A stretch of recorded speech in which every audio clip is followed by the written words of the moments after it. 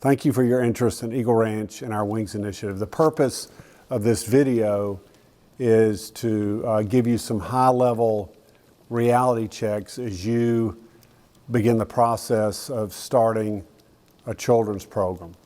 Just to give you a little background on the Wings Initiative, the ranch was started in April of 1985, and almost immediately people were seeking us out about how to start or retool children's programs. And we did that probably for about 10 years, and then the volume of folks seeking our counsel got to be such that we said, we're just going to funnel folks into annual seminars.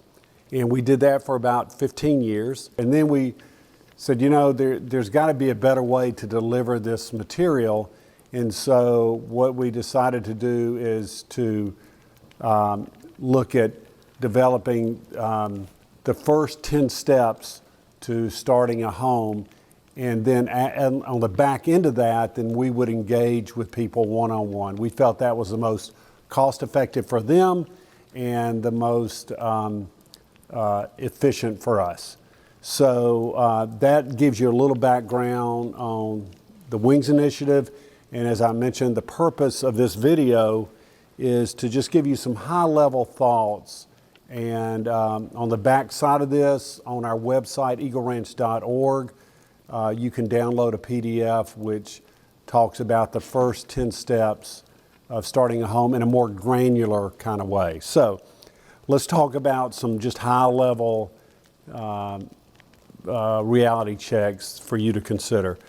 First of all, from the moment you watch this video to when your first child would walk into your first home, it would be 3 to 4 years. And people are just shocked with that length of time. I remember when I came to Georgia to start Eagle Ranch, I really thought I could have my children's program, Eagle Ranch, up and running in 6 months. And I had quite a shock when it took additional 3 more years before the first child arrived. And the reason for that is that there are foundational steps that need to happen before that first child arrives. You can't short circuit that time. And I've had people try, and the results have been either they burned out or another individual that I mentored got his place up and moved his first child in 2 years, and he hadn't done all those foundational steps. So what he was having to do is to do foundational work in the context of taking care of at-risk kids.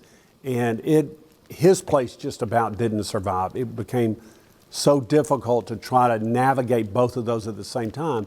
In these foundational steps, let me just give you some examples of what that looks like. One thing, you've got to find out where the need is, and you've got to research the need. You've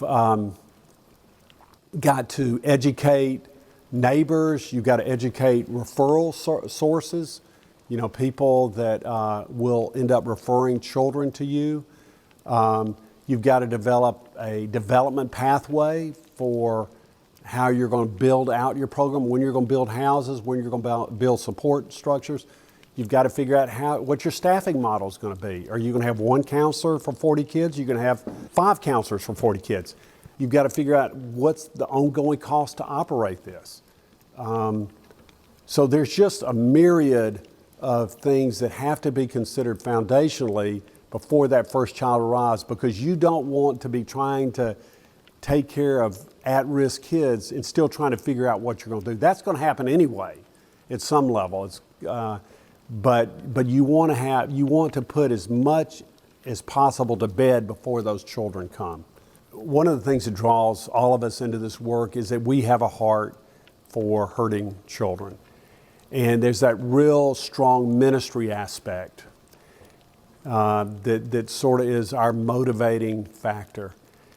But it's important that as that becomes a driver for us to get started, that we don't lose the fact that what we're wanting to do is also a business. And the danger becomes when we say we want to take care of these children, love, feed, clothe, counsel, those kind of things, but the business becomes a sidebar.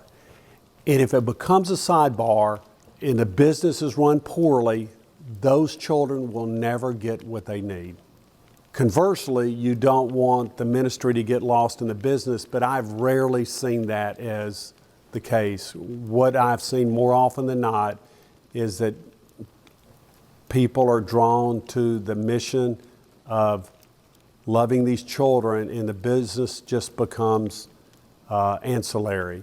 It becomes something that's not valued or given attention to, and inevitably, when that happens, the children don't get the services they need.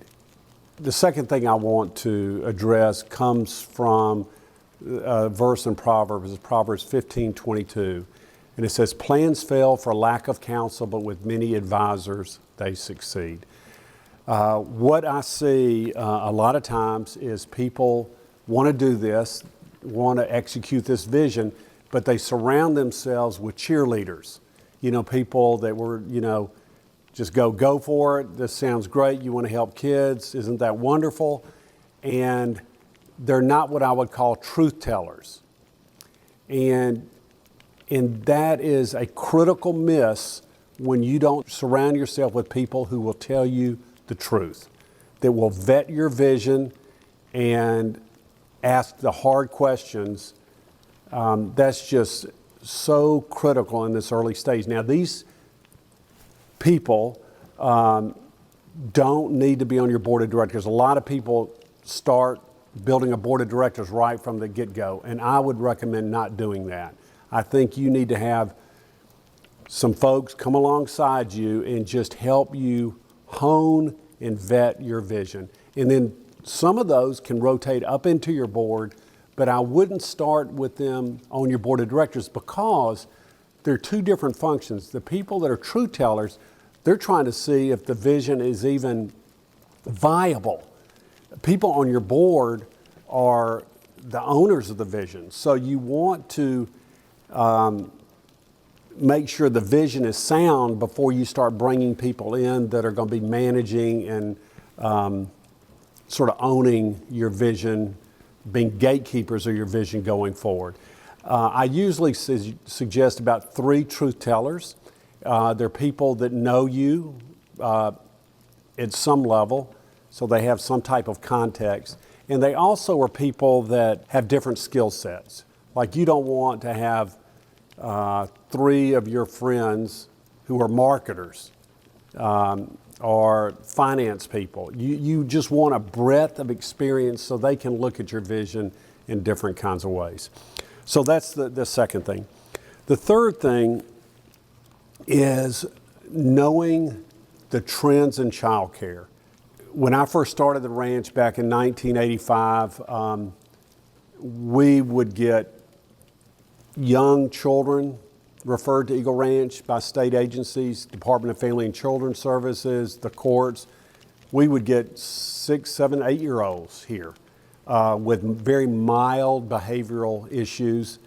And what's happened over the years, and this is very important for you to know, is that those type children, the younger children, the children with milder behavioral issues, are not referred to congregate care facilities. And Eagle Ranch is considered congregate care. It means you have more than 6 children on your campus. So a group home is considered congregate care because that's group home has between 6 and 12 children. Institutional facilities like Eagle Ranch, even though it looks like a beautiful neighborhood here, is if you have more than 12 children. So both of those are considered congregate care. And the way the legislation reads these days is that congregate care facilities get older children and children with more severe emotional issues. Those younger children are children who have very mild behavioral issues. They're sent to foster care and to what's called wraparound services. And wraparound services, just so you'll know, is when the child stays in the family home and counselors come to that home and do counseling and try to keep the family together. So that has been a big shift, because when people start places like Eagle Ranch, they go, I just want to take care of younger kids and kids without severe behavioral issues. And that's not the kind of kids that you will get referred if you do something in the realm of congregate care. And you really need to understand that. So that means that you either set your program up to take care of more severe behavioral kids who are older, and just set it up that way. You probably can't do that with a house parent model, where you have a couple that lives in the home with their family. You probably have to do a shift model, and that means you have a single person come in and they'll stay for 8 hours, and you have another person come in for 8 hours, and you lose the power of that house parent model, which is modeling a healthy family environment. But you can't it's difficult to ask a family to come into a home where there are severely emotionally challenged children and older children in addition to that. So where does that leave you with regard to referrals coming to your children's program? And the answer is private placements. That means you'll sign an agreement with whoever's in that parental role, whoever is the custodian of that child. And in our experience, about half our children are being raised by a single parent, either a single mom, single dad, about 20% by grandparents, some blended families, some intact families. But whoever's in that parental role, that's who you make an agreement with for their child to come to your facility. And the average stay is about 2 years. In the early days of Eagle Ranch, children tended to stay longer. We would have kids stay 3, 4, some even would grow up at Eagle Ranch. But that just doesn't happen anymore. So you need to understand that a child's time at your facility will be about 18 months to 2 years. And that's an important reality, because if they're going to stay with you, let's say 2 years, they're going to go somewhere after they leave you. And that somewhere that they're going to go 95% of the time is going to be that they're going to return home. They're going to go back to whoever is in that parental role. And so that underscores the need for you to be open to working with that family to make that family healthier. So when that child goes back home, he goes back to a healthier place. Because let's just say you work with the child in your facility and you build resiliency in that child, you build some really good things in that child, but you ignore the family. What's going to happen inevitably is when that child goes home and gets back in that family unit, they are most likely going to go right back to the same patterns that brought that child to you in the first place. So it's really a stewardship issue. And so what we do here, we work with a child at Eagle Ranch. Every other weekend they go home and they work at home on what they're learning here. And we do family counseling.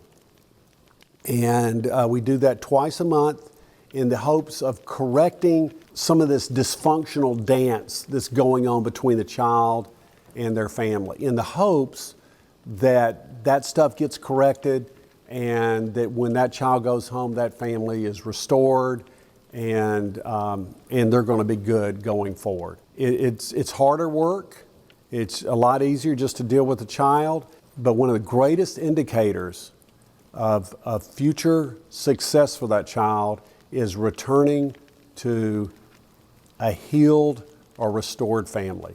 It can happen without that, but we really believe it's a stewardship issue of that child's life, that we work with that family because we're all walking wounded and we just want to come alongside them in their woundedness and help them be all that God's called them to be. So this whole governmental trend may be news to you.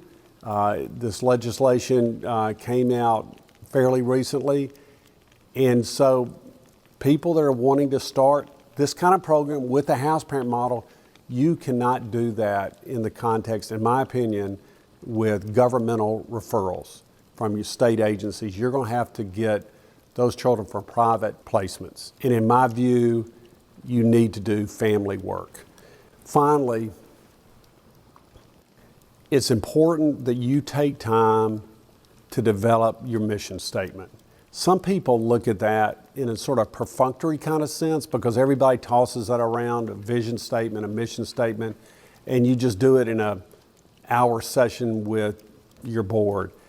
And I really would encourage you to put some time and effort into this mission statement because it brings focus to what you want to do. Otherwise, you're going to have no anchor, and you're going to be tossed and turned with trends, with people asking you, hey, will you do this too? Will you take these kind of kids? Will you do this kind of program? And you have no anchor, you have no point of reference. So one thing we say at Eagle Ranch is that before we look forward to whatever opportunities come our way, we always look backward to our mission statement. Is there alignment with our mission statement? And if it's not, we just say no. And I will tell you this, saying no, especially in the early days, is, in my estimation, far more important than saying yes.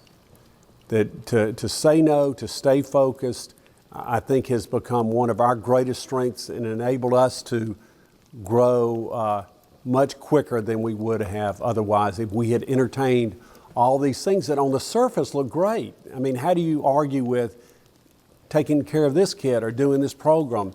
But you've just got to make sure there's alignment with your mission statement and it makes sense in your developmental growth. The other thing I would say is when you develop your mission statement, back in the old days when people did that, this was part of their mission statement. We take care of abused, neglected, and abandoned kids.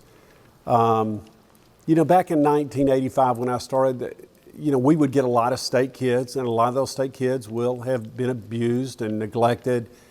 But those words can also be seen as pretty manipulative. I didn't think about it at the time, but it sort of tugs on people's heartstrings, and it's the truth. And so a lot of people use that kind of language. But I want to challenge you with this. If the children you're going to take going forward are private placements, you cannot use those kind of words. For instance, let's say you had a single mom who was struggling with her 10-year-old child, and your congregate care facility is branded as a place for abused and neglected children. Now just think of yourself if you're a single parent and you're desperate for help, and the only place that could help your child is one that says they take abused and neglected kids, and how that would make you feel as a single parent. It's hard enough for a parent to put their child with you. It's just really an act of faith and trust in you. And for them to be seen in the community, in some ways, it could add to the guilt. They're sending their child to a place that takes care of abused and neglected kids. So my point being is you need to describe the child that comes to you, but you need to do it in a more innocuous way. For instance, we say that we take care of children in crisis. There's not a parent that has placed their child at Eagle Ranch that would have a problem with that kind of language. Or we take care of vulnerable children. There's nobody that would have an issue with that. And we also have put in our mission statement at one time that we work on family restoration and reunification whenever possible. And so these are words that sort of cast vision, but also don't shame parents when they seek you out for help. These are just some real high-level thoughts, some what I call reality checks for you. When we have had this Wings Initiative, these Wings Initiative seminars, these items sort of precipitated out as big news for those who attended. So I wanted to share these with you in this short video. On our website, eagleranch.org, there's a PDF that you can download that talks about these points and others in a more granular fashion. At the very end of these steps to start a children's program, there will be a section about how to build a business plan. And that's sort of the final step in doing foundational work. Once you're into that business plan or have finished that business plan, we will be glad to come alongside you and give you further advice and mentorship and how to continue to move forward. Thank you so much, and God bless you.